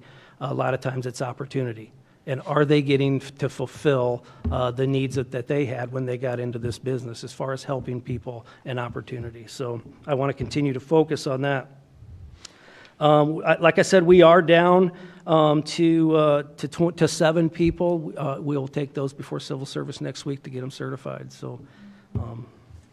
Chief Howard, on your report out we get 5,500 students in our schools, 11 schools, and we have 1 officer. Attorney Rogers talked about our comparison to the 15 largest cities. Have you had the opportunity to do that comparison on what other communities our size are? I have not. Any feel for that? Depending on the community, it depends what the officers are there for. If it's an educational piece, it's 2 to 3.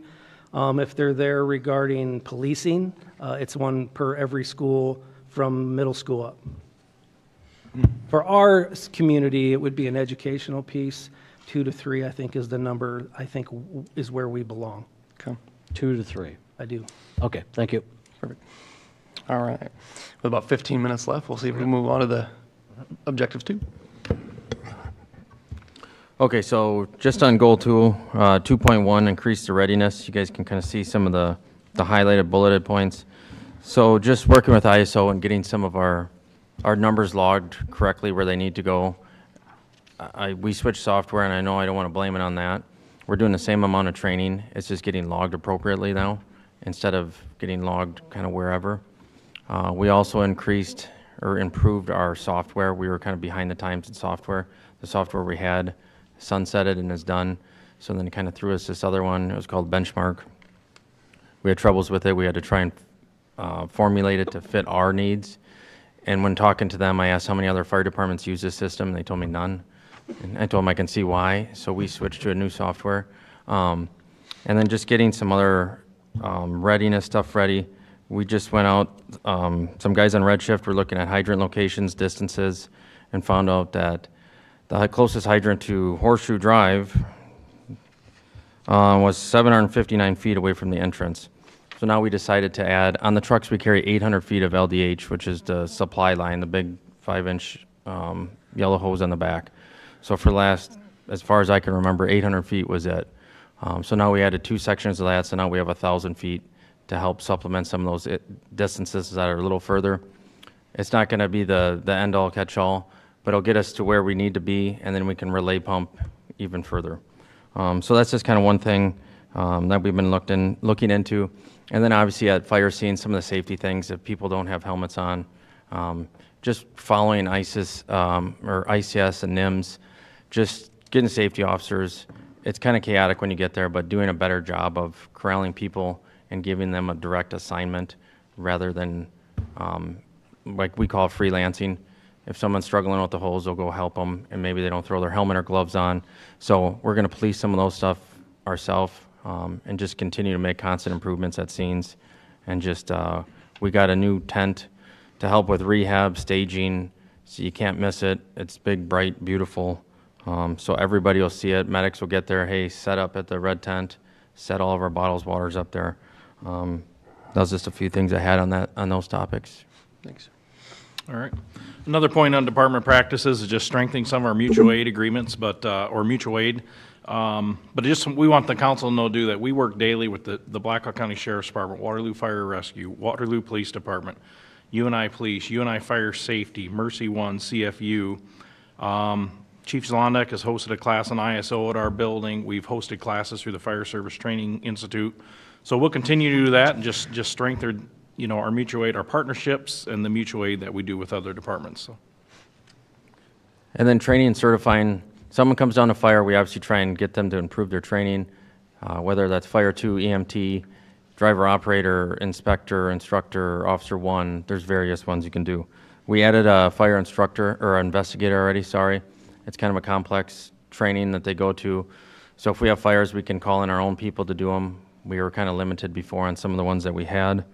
And then obviously the cost with EMT, it can be close to $10,000, and then kind of reliant on Hawkeye when their classes are, and with staffing if we can send people that. But we're sitting really good with EMTs and all the certifications. When they come down, people are really self-motivated to better themselves when they're assigned to fire. And as you can see, I don't want to spend a lot of time. You guys, I know you can read, but when it comes to calls for service, a lot of what we go to are mental health calls, people in crisis. So as you can see there, we're up to about 80% as far as department-wide of everybody that's been to what we call CIT, which is crisis or mental health intervention. And we're going to continue to get to 100%. The Blackhawk County's goal is that all law enforcement has been through it. We're actually sending our whole department through, so our fire side people are also going. So when they do start fire in a few years, we'll already have our people all through it. It's just, I know we don't have enough time to talk about mental health, but it's something we do a lot of, and the captains behind me can tell you that's where their people spend a lot of their time going. And unfortunately, when somebody's in crisis, it's a person in uniform that shows up. So we're working on that. We do a ton of scenario training now, where we're putting ourselves in situations with people that aren't always a threat, but somebody who needs help, and it ties in again to the guardianship that I want our officers deploying when they're on the street. We've actually kind of always been ahead of the curve here. So in 2019, even before the George Floyd incident, we've gone a little farther than what's even the state requires when it comes to diversity, education, and training. In 2019, we did a 2-year sign up with Drake University and learned about implicit bias. It was a great program. He came back a year later and finished the program. It was a 2-year program. We continue that. We continue to push ourselves in that way. So our officers have an understanding of cultures and people that may be different than us. Another topic concerning training is, we mentioned a couple times here about college, but our police department has required 60 college credits since the 1980s. One of the few departments in the states that have done that. So one thing we've talked about is raising that educational standard. So we've talked about going to 90 or 100 credits, but we also want to balance that against our recruiting challenge. How many people are we not going to get to apply because now we've moved it up to 90 or 100 credits. But that's something we may come to you with an amended job classification in the future, raising that educational standard. Within our organization, people are taking a good advantage of the city's tuition assistance. Over 80% of our employees have a bachelor's degree or higher. A BA is required for the first line supervisor promotion and anything after that. Studies have shown that employees and police officers with a bachelor's degree, fewer use of force complaints, just fewer complaints in general. And then within our ranks, we currently have 3 right now that are pursuing a master's degree and 4 that are pursuing a bachelor's degree that are all utilizing the city's tuition assistance. One of my goals will be when we talk about facilities, one of the things that I'll be working with the city administrator, and really a goal here for the future is eventually getting a fire station, a public safety center up on 1st Street, and then closing the station at 18th and Main. The station at 18th and Main was built in the 1950s. It's had about 4 additions or remodels to it. There's a lot of reasons to get out of that station. The First Street corridor, we did a fire station study in 2016, and a fire station up around where the state troopers are or where that school administration building is really lays out nice with our current location at South Main and Green Hill. And then when you look way down the road, then probably getting serious about looking at some land or something way out on 27th Street or way out on University or something as we go southwest. But so that'll be a priority for me, working on that. Another thing that's always out there for us would be some kind of a training facility in our city that we've shared between police and fire. We've always used the Waterloo Police Department or the Blackhawk County Shooting Range. They've got fabulous facility for us. We pay to use it. But the Blackhawk County Range is in Raymond, so you've got a little bit of a drive going over there. And then we can use the Waterloo Fire Training Facility that's out on Newell Street, but it becomes problematic for your on-duty crews to do it. There's no way to really have your on-duty crew go over there if they're also the crew that's supposed to be protecting your city. So a facility in the city would be great, and that's something that we'll continue to look for grant opportunities or a chance, maybe to co-locate someday with some other city facility. So. And then just a few things as we're talking about fielding new equipment and vehicles. We're going to have our aerial fire truck is coming up in FY28. So we used the aerial for 30 years. And our last aerial we bought in 1998. It was about $750,000. And now we project, as we sit here today, we think that'll be a $2 million purchase. Who knows what it'll actually be by the time we get to FY28. One thing we're doing to try and make our vehicles last longer, especially those big apparatus, is really this is an idea from a couple years ago, and Captain Smith sitting behind us, he was probably the first one with this idea, but we purchased a Ford Expedition. So instead of getting one of our police cars this year, we got a Ford Expedition, and it's been striped as a fire vehicle. It'll be an emergency response / medical vehicle. And so really the goal of that vehicle is at times when our EMTs go out and assist the Mercy One ambulance, when can we use that vehicle to assist the Mercy One ambulance without rolling a $500,000 fire truck out in the middle of the winter or on an icy night or during a storm and things like that? And I know, Chase and Dustin are here. They've got numbers on the maintenance costs to maintain those big trucks, but our last fire engine that we bought in 2019 cost $500,000.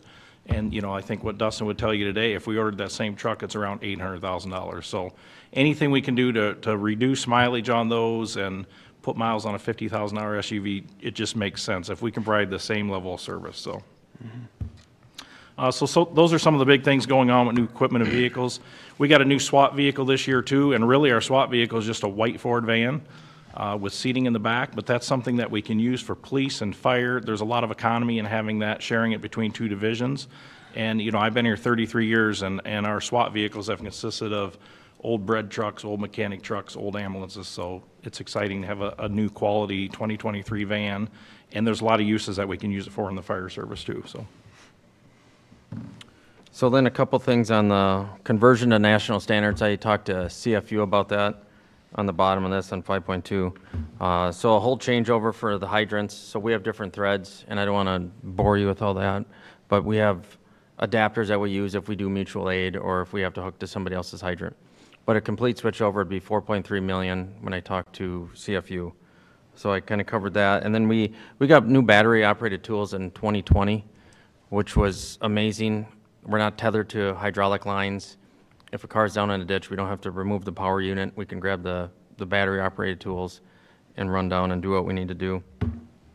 And then the SCBAs are scheduled for replacement, I think, in 27, and that's about $300,000.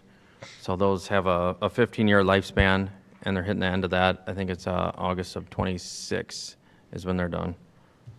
And I think Chief Howard has some body camera stuff. Well, yeah, and before I get into body cameras, which will take us to about 9, it's a big failure on our part, and I want to point that out. But first, I want to talk about some of the things we've added, and these patrol people behind me deserve the credit. After Uvalde happened, one of the things they took upon themselves was getting a shield for patrol. So we have a patrol shield when it comes to going through a door that goes out on patrol every day. A year ago, we had an incident where a second shift officer, we had a subject on a bridge with a knife, wouldn't drop the knife, and the second shift officer was able to use what we call a less lethal. It's a 40 millimeter. It shoots foam balls. We were able to utilize that and get him to drop the knife after he engaged the 40 millimeter. After that, I decided I felt like we needed one at each end of town all the time, so we did. We purchased a second one, so we actually have two that are out on patrol all the time. It's an incredible tool for those type of incidents where, you know, a weapon, we can get somebody to drop a weapon. Again, it's usually a mental health crisis where if we can solve it less lethal-wise, we do, and we train on that weapon, those weapons every year. Body cameras. So our body cameras have expired. We're limping on them right now. We have put money aside, as you know, in the CIP, which is great, but what we've learned is technology flew past us in the process. In 2014, when we were one of the first agencies to get body cameras, we were leading that charge. 2016, with a GoFundMe page, and we ended up with the ones we have now, which were top of the line again. Today, you know, everything's changed. It's more subscription-based. Where there's years attached to it. It's a 5-year plan. It's a 10-year plan. I love it. I like the idea that with these plans they update. So Captain Herenstein was in charge of forming a committee. They did an excellent job. They had 3 different companies come in and do presentations for us of what's out there, the best product that's out there. And we're to a point now where we're, Ms. Jen has helped us with the RFPs. Those will go out soon, and then, of course, we'll be bringing something before you. Why I say it's a failure is we just didn't realize the technology. And when I say it's really the IT-based part of it, the cloud, everything's based on cloud. And we have a ton of download issues. Sometimes it's a week before we can get a video that happened on a weekend because of space and the issues we have on downloading. So our IT department's great, incredible. We're Band-Aiding everything we can until we can get those. You know, I say a failure because we should have been on this a long time ago. And you know, I've been in this position long enough to point that finger at myself. But it's coming up, and you will see that soon. We intend to go with what's best for our officers, and I hope to make that presentation to you soon. So, Thanks, Chief.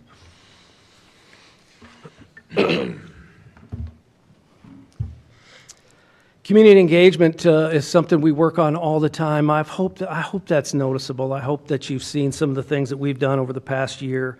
Again, the SRO comes up. You know, we engage with, especially the director engages with the community or the schools all the time, and we've already started talks with them about the SRO program. We hope that continues. It's just important, and we also are a big, you know, one of my big things was start getting liaisons assigned, so we were at every meeting. Now I go to Community Main Street. I don't know if Kim is sitting behind me, but she'll tell you I don't make every meeting. I'm trying. And then Captain Herenstein goes to all the College Hill Partnership. I apologize for it saying Neighborhood Association. And then with the North Cedar Neighborhood Association, myself and the second shift supervisors, Captain Hewer and her 2 lieutenants, one of us is always at those meetings. And it's been very positive. We've been received very positive. Jim Newcomb and his people have been wonderful. Usually have great questions for us. I intend to continue that. That's what I call engaging the community. You can read some of the other stuff we're doing. You know, Captain Smith and I will once again this fall attempt to meet with bar owners. You know, I really like to continue that partnership we have with them. It's incredible when you're sitting in briefing at 10 o'clock at night and you've got people working in the bars texting your people saying, hey, we might have a trouble crowd in here tonight. Can you get some people to walk through? That's a partnership. That's getting ahead of a problem before it happens. Captain Smith has got a great crew. They do an excellent job keeping in touch with them, and that's through a partnership and engaging the community that we continue to do. We also have an officer who is on the board of the CPC Child Protection Center at Allen. She does a fabulous job. She's one of our investigators, and she's actually an officer on the board. So we just continue to find ways where we can engage our community here in Cedar Falls. So kind of adding on to that, one of my big passions is the getting back into the schools. And our best resources is all the people in the public safety building and getting them out, getting people to see them, and just getting more involved in the community as a whole. I started the CPR program. The first class was in February. I think we've done well over 200 people certified through that already. I got a Red Cross blood drive coming up June 28th.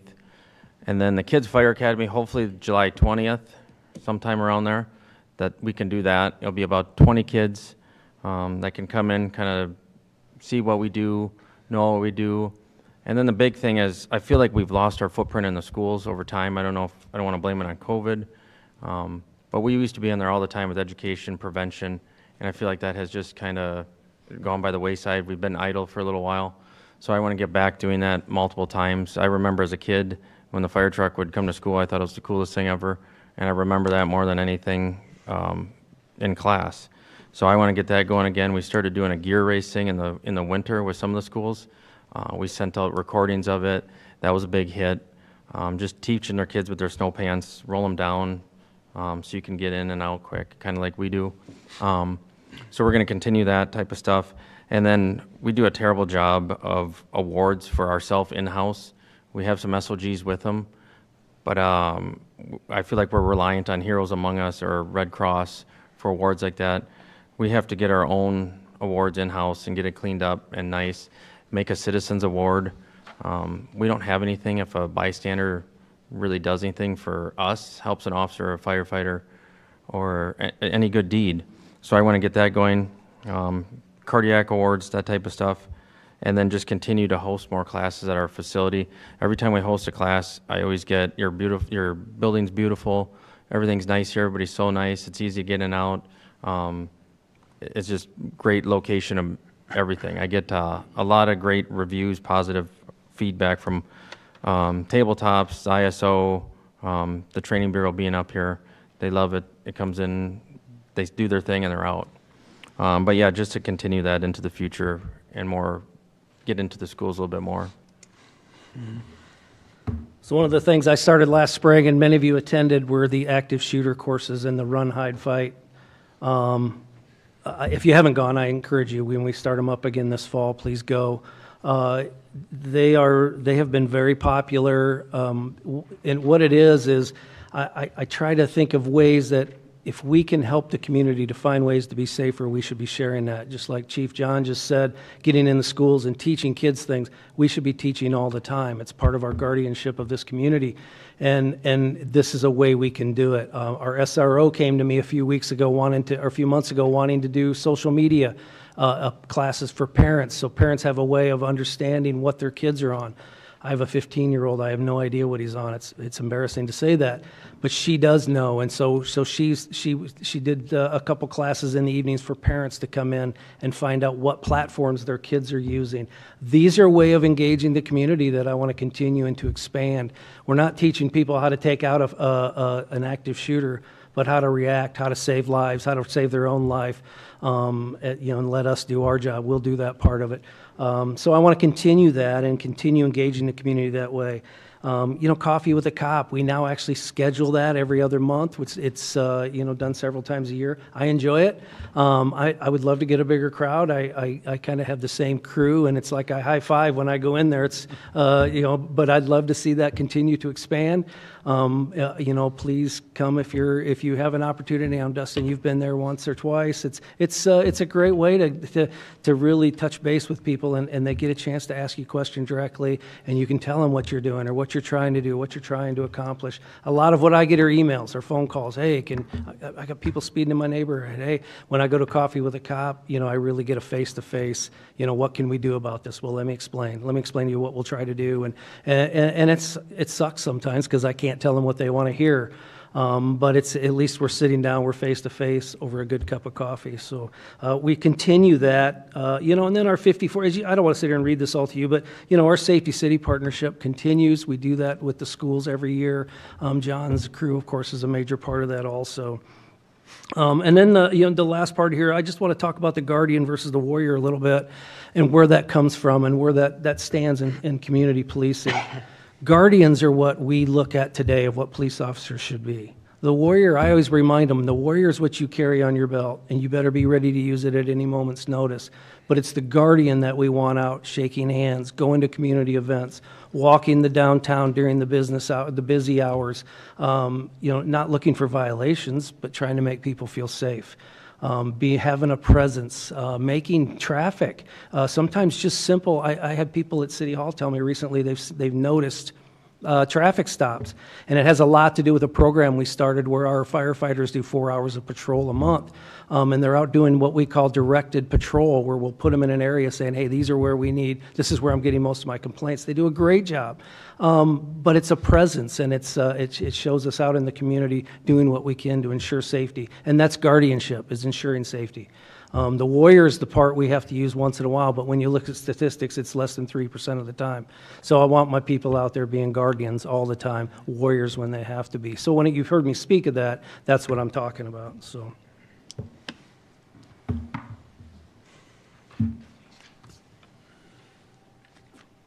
I think that's you.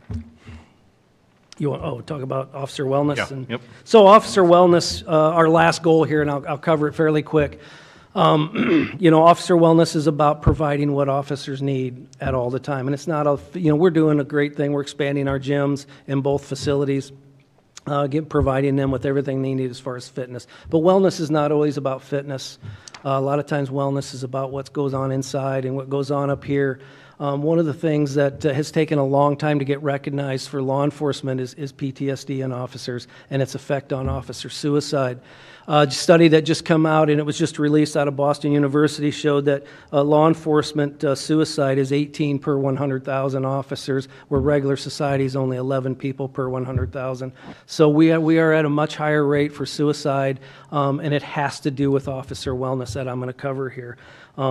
Just in the last 2 years, it showed that suicide risk among police officers is up 54%. A lot of that's tied to what used to go unrecognized as PTSD. So we need to be better, and I'm embarrassed to tell you some of the stories that have happened in our own department. Here about a year and a half, it was about 3 years ago now, one of our officers on her first night solo patrol ends up doing CPR on a subject that was murdered. And nobody took the time, myself included, who was a captain on scene, to ask her if she was good, if she was doing fine. A week later, nobody took the time to say, are you okay? Do you need a debriefing? And we fail all the time at that. So we're going to work hard, and we are working hard to make sure that kind of stuff doesn't happen anymore. And that starts with me, but it's also these people behind me who are excellent at pointing it out when I drop the ball. So, we've got Captain Hewer right now is in the process of creating a peer support program to where we can build on that and make sure we're supporting our peers and recognizing when they're having issues maybe outside of policing that's affecting them as a person. And then, of course, our mentor program we've expanded greatly. And what a mentor program is when officers start with our department, there's always, you can imagine the questions.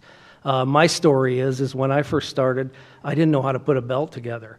And we went down and we got all the equipment, and I had all this nice equipment, and I'm looking at it, and I just remember my assistant chief at the time looks at me and goes, you have no idea what you're doing, do you? And I'm like, I know. I never put one. So I had to get help, and so that's an example. Or going off to the academy for 16 weeks, 19 weeks, where they've got somebody they can call. Or they're going through the FTO program, and, first time in their life, maybe they've got somebody judging them every day. There's somebody sitting beside them, and then when they forget to take that FTO to get his first of the night coffee, it can be a problem. Now he's got somebody he or she can call and say, hey, I'm having issues with Howard, man. He's a tough FTO, and they have some support getting through that. That's our job. That's our job as leadership. I think we failed at a lot of that, which is why I wanted to talk about it. A healthy department doesn't just mean you're able to do this test or that test. What a healthy department means is they're healthy mentally, physically, and psychologically. And I'll tell you a quote I read, a healthy department means fewer complaints, fewer lawsuits, fewer sick leave use, fewer grievances, fewer resignations, and fewer on-the-job injuries, and that's our goal. So. All right. It seems like we're rushing along here, but it was Kevin that cut into our time. We're actually still on time. But really, the last two slides we have are priorities and challenges, and they're really the same thing. And so I'll hit the priorities and I'll bring up challenges. Kind of like we went over, recruitment and retention, it's a priority and it's a challenge. It's going to continue to be. A priority for us is our partnership with Mercy One Paramedics. We're working with them, of them possibly coming back and co-locating in our building. We co-located in a building that they built at South Main and Green Hill for about 13 years. They own the building, and our firefighters were located with them. Now we built a new building there. They had another location, and so now they're looking at possibly coming back in our building. And so that's a priority for us. We'll work with them and work it out so it works best for both agencies. The initiation of our K-9 program, that's a whole nother topic, but Chief Howard and actually a couple of the captains sitting behind us have a crew that's working on that. So they're in the process of initiating the K-9 program that you guys approved for us at goal setting. We're going to increase our community engagement efforts, which these two covered. We've been going through a review of all our policies, both on police and fire, about a 1.5-year process. And that process has involved the mayor. It's intimately involved Attorney Rogers and consumed him. And so we're getting close to being done with all those. And then we're increasing the amount of live fire training we have. And so that's a priority for Chief Zlondek to keep that happening, keep the Fire Service Training Bureau in here, keep getting us over to Waterloo. And then really our list of challenges is very similar. Some are the same. Recruiting retention is going to be a challenge that we're working on. It's not going to go away. The increased technology really ties into body and car cameras, and we'll be back to you guys with some kind of a contract or explaining to you the predicament we found ourselves in. We set aside a certain amount of CIP, and now we're finding out it costs a lot more than that over 5 or 10 years. And so we'll be back to you with that. Just the increased cost of goods and services going on everywhere in all the departments and divisions, just affecting the amount of ammo we buy. The bills we're getting for buying our same amount of ammo or same amount of training are just, significantly higher. Consolidated dispatch is a whole nother issue, and I know we'll talk about it at different times, but you guys know what's going on there. The only thing I would say about dispatch is, as we talk about that topic, our radio system is good, our backbone is good, our service from the dispatch center is good, great. The issue started with a funding problem.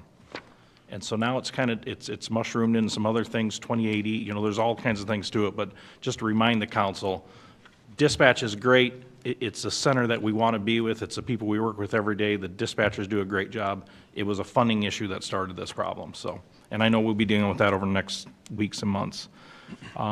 Just a reminder too, when you see this group and you hear some of the comments, our public safety program, really started in about 2015, 2016. We're still a new program. We're a different organization than we were a couple years ago, and I think we'll be a different organization a couple years from now. And after a lot of us are gone and some of the younger people sitting behind us are in charge, it may be really interesting how they provide police and fire services. Might be a lot different than we do right now. Chief Zlondek covered up, some things we need to clean up on fire scene management, just things we need to do better with incident command. And then a challenge for us internally is always balancing training time versus police training and fire training. If you're a police officer on the police side and you're maintaining your fire skills, how much training you need annually? And if you're a firefighter assigned on the fire side, how many hours a year do you need to maintain your police skills? And what's that balance? There's only so much money and so much training time. So, and with that, we're available for any questions. Well, thank you very much, Director. Lieutenant, Captains, Chiefs, Director, thank you for your time and your contribution to our safe city. I don't want to cut everybody off, and unless anybody has a burning question, pun intended, I would recommend that you take an opportunity to ride along with our officers and see if you can have further follow-up discussion there. Given the time that we have tonight, if there are some of those pressing questions that need to be asked now, we can go ahead and do that. Otherwise, I would thank you for this presentation. I thank you for your dedicated service. Seeing none. Sure. I have one. I actually have a couple ones real quick, probably. Okay. On the North Cedar Station, what's the plan, if anything? Is that storage, training, actively used during the day and not at night? I can tell you currently the station on Lone Tree Road is it's not staffed by fire personnel. We occasionally do some training up there. There may occasionally be a fire truck or an ambulance up there, but we don't currently staff it. Back in 2016, really from 2016 on, 96% of our calls are south of the river or south of First Street. And so really it's about, balance out our resources. Where can we best balance our resources so we don't use it at this time? Okay. And really that was a decision made back in the mid-2000s, when they decided to build a little fire station at South Main and Green Hill is when the North Cedar Station closed. Because if you think back of when there was a North Cedar Station built in the 1970s and you had a fire station 18th and Main, our city really didn't go much farther south than Orchard Drive. If you see pictures from 1970s, Southdale School is just sitting out there all by itself. And there's really almost nothing behind it. So as the town grew south, obviously the floods had an effect on that, and 93, 99, you guys know how that went. So currently we're not using that facility, but we do sometimes use it for city training or for training and things like that. Sure. Then the second quick question, the staffing at our stations, do we have a target into the future? 7, 4, what do we have? Well, our staffing since, really it was under Chief Schilling 2 fire chiefs ago, our minimum staffing is 6 firefighters on duty at the fire stations, and that's where we are today. And future, is that expected? I think it's expected for the near future. The thing I can't speak about is someday when our public safety program has maybe evolved, beyond myself and Chief Howard, how are they doing things different? There are some places where there's less firemen on duty and they have different ways to get apparatus to the fire scene.